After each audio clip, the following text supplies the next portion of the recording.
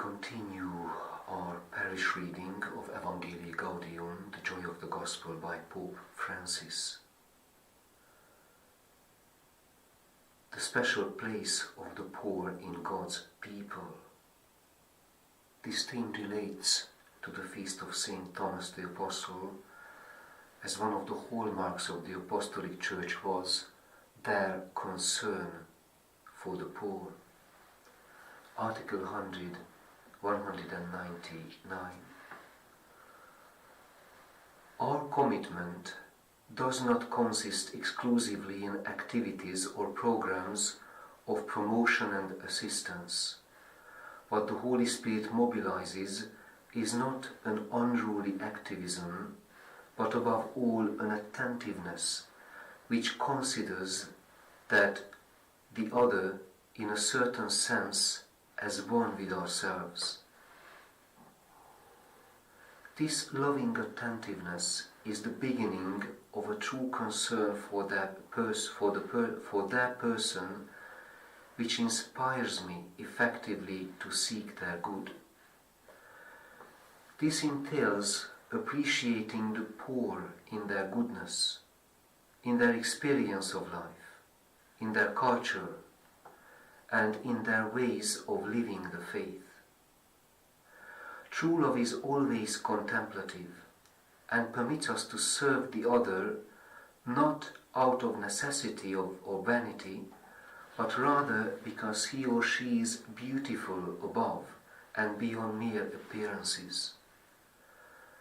The love by which we find the other pleasing leads us to offer him something freely. The poor person, when loved, is esteemed as of great value. And this is what makes the authentic option for the poor differ from any other ideology, from any attempt to exploit the poor for one's own personal or political interest. Only on the basis of this real and sincere closeness can we properly accompany the poor on their path of liberation. Only this will ensure that in every Christian community the poor feel at home. Would not this approach be the greatest and most effective presentation of the good news of the kingdom?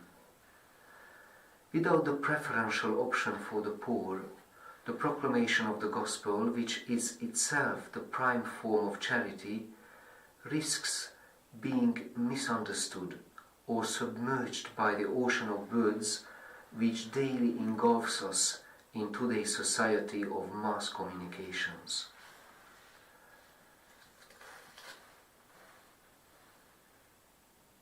Since this exhortation is addressed to members of the Catholic Church, I want to say with regret that the worst discrimination which the poor suffer is the lack of spiritual care. The great majority of the poor have a special openness to the faith. They need God and must not fail to offer them His friendship, His blessing, His word, the celebration of the sacrament, and the journey of growth and maturity in the faith. Our preferential option for the poor must mainly translate into a privileged and preferential religious care. No one must say that they cannot be close to the poor because their own lifestyle demands more attention to other areas. This is an excuse commonly heard in academic, business or professional and even ecclesial circles. While it is quite true that the essential vocation and mission of the lay faithful is to strive that earthly realities and all human activity may be transformed by the gospel, none of us can think we are exempt from concern for the poor and for social justice. Spiritual conversion, the intensity of the love of God and neighbor, zeal for justice and peace, the gospel meaning of the poor and of poverty are required of everyone. I fear that these words too may give rise to commentary or discussion with no real practical effect. That being said, I trust in the openness and readiness of Christians, and I ask you to seek, as a community, creative ways of accepting this renewed call. Here ends our third reading.